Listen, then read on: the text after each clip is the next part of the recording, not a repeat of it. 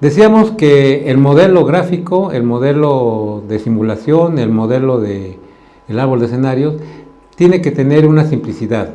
El modelo no debe ser complejo. Si consideramos que nuestro propósito para hacer el modelaje epidemiológico es representar de una manera gráfica y precisa ese proceso biológico que nos interesa demostrar y posteriormente modelar para correr un proceso cuantitativo.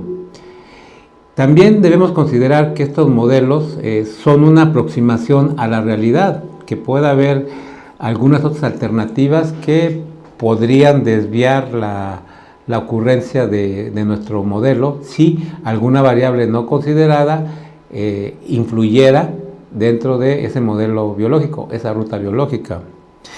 También considerar que en la simplicidad del modelo, la mayoría de estos, los resultados que son inducidos por unas cuantas variables. O sea, si ustedes recuerdan el módulo anterior, en nuestro árbol de escenario, eran unas cuantas variables también para hacerlo más gráfico, pero que normalmente esas variables que son limitadas incluyen a su vez otra serie de cuestionamientos, quizás más variables que se resumen en una variable que incluye a todas las demás con un mismo consideración, con un mismo nombre, con un mismo valor epidemiológico y estadístico, ¿no? Entonces, la mayoría de los modelos que se elaboran, que se inducen para un modelaje epidemiológico, cuentan con unas cuantas variables y no son tan complejos. ¿Sí? Deben ser simples. Los modelos deben ser simples, transparentes y fáciles de explicar a las partes que tienen vinculación con el análisis de riesgo, a las interesadas en este proceso biológico de ocurrencia. Algo que es muy importante es que identifiquemos la independencia entre las diferentes unidades que vamos a evaluar. Muchos de los cálculos que utilizamos en estas evaluaciones de riesgo de tipo cuantitativo asumen que las variables son independientes, ¿sí? Y también es importante que consideremos que cada unidad epidemiológica es independiente, ¿sí? Y esto lo vamos a ver en nuestro árbol de escenario y con los valores que estamos asignando, para que cada una de estas unidades epidemiológicas representen su independencia con respecto a otras unidades epidemiológicas. En esta gráfica podemos identificar el impacto que tiene la independencia entre las unidades analizadas. En la gráfica que vemos podemos observar cuando el modelo está ignorando que cada unidad es independiente y otro donde el modelo está considerando la independencia de las unidades. Vemos que hasta el percentil 50 los valores se comportan de manera similar, pero son diferentes en los extremos cuando no consideramos la independencia de las unidades analizadas. Y ya en el percentil 95 estamos sobreestimando esa probabilidad de importar al menos un lote infectado o contaminado según corresponda con el análisis que estamos realizando. Entonces, vean cómo la independencia o dependencia entre unidades puede afectar la interpretación y darnos un sesgo en la toma de decisiones.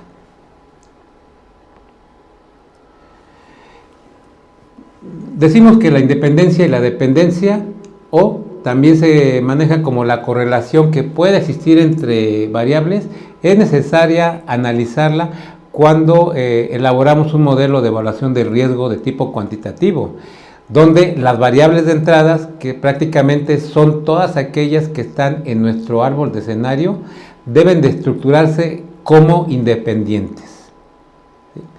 Acuérdense que las variables de entrada nos van a producir las variables de salida, y que estas variables de salida las determinamos en el ejemplo del módulo anterior, como la probabilidad de diseminación o introducción de ese peligro identificado del país de importación a nuestro país, que también existe otro tipo de salidas, como es la evaluación de la exposición o la evaluación de las consecuencias, y que al final la estimación del riesgo total es otra salida que nos van a dar todas las variables de entrada que incorporamos a nuestro modelo epidemiológico. Si nosotros determinamos que hay una dependencia o una correlación entre dos o más de las variables que estamos utilizando, esta articulación de probabilidades para las diferentes combinaciones que estamos evaluando, modelando, va a ser incorrecta y nos va a generar escenarios que son inadecuados. Es decir, debemos de considerar, entre otras muchas variables de esta dependencia o correlación entre dos o más variables, por ejemplo, los resultados que llevamos a cabo de diferentes pruebas diagnósticas para la identificación de agentes infecciosos, especialmente patógenos, es decir, pruebas serológicas, pruebas virológicas, pruebas moleculares, y cómo las interpretamos. Ya dijimos que un caso de laboratorio no necesariamente es un caso epidemiológico, y esto va a depender de la definición de caso que nosotros establezcamos.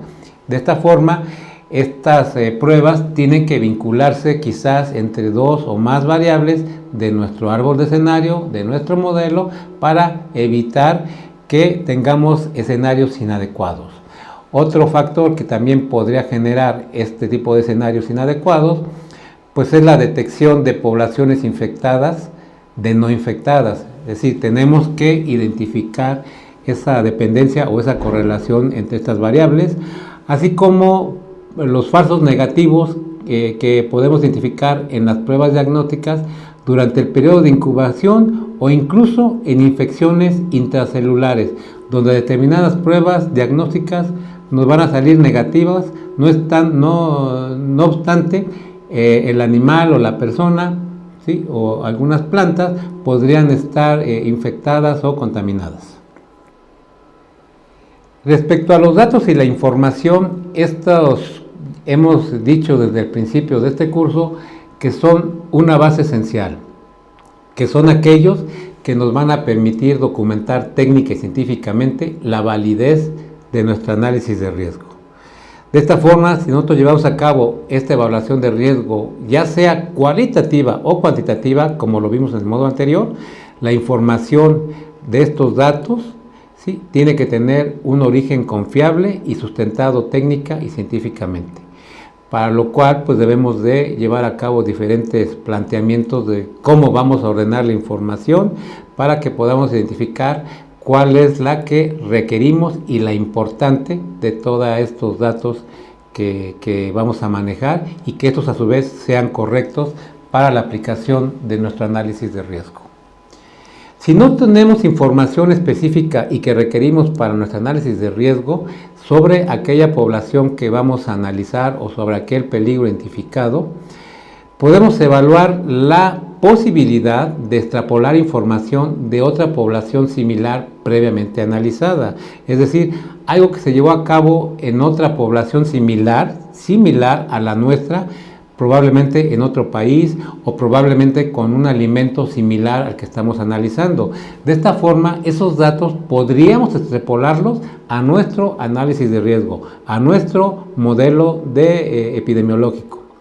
Y en algunos casos es posible que no encontremos la información que requerimos sobre esta población de estudio, sobre ese peligro identificado, y entonces el analista de riesgo sí puede utilizar los datos limitados y la opinión de expertos. En estos casos es posible que recurramos a expertos sobre ese tema, y por supuesto esto hay que documentarlo en el análisis de riesgo, que esa es la opinión del experto tal sobre ese punto, y que ese valor o esa variable fue analizada desde esa perspectiva con los datos limitados que tenemos más la opinión del experto o de los expertos.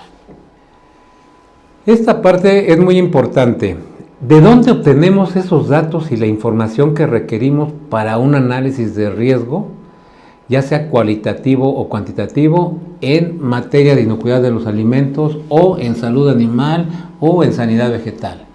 Definitivamente, todas aquellas fuentes potenciales de información deben incluir o debemos incorporarla de aquellos artículos científicos de revistas arbitradas. Podemos también considerar libros de texto, por supuesto que estén actualizados, sobre todo cuando hay alguna información que es dinámica y que está siendo actualizada conforme el pasar del tiempo. También podemos apoyarnos en los reportes oficiales de organismos internacionales como la OMC, la OMS, la FAO, el Codex Alimentarios, la OIE, IPPC, el OIRSA, el ICA, etc. ¿Sí? Organismos internacionales que puedan tener la información que nosotros requerimos. También podemos apoyarnos en los datos y la información de los servicios oficiales tanto de salud pública, de salud animal, de sanidad vegetal, de inocuidad alimentaria, entre otros, nuevamente conforme al interés y al objetivo de nuestro análisis de riesgo.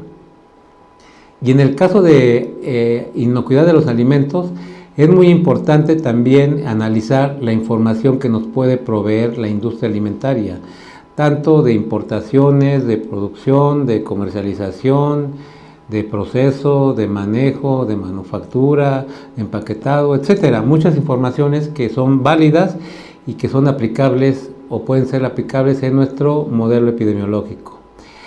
Otra opción que pudiera existir cuando existen análisis de riesgo que otros países elaboraron, los podemos incorporar a nuestro análisis, los resultados y extrapolar los mismos para poder correr y tener nuestro modelo epidemiológico.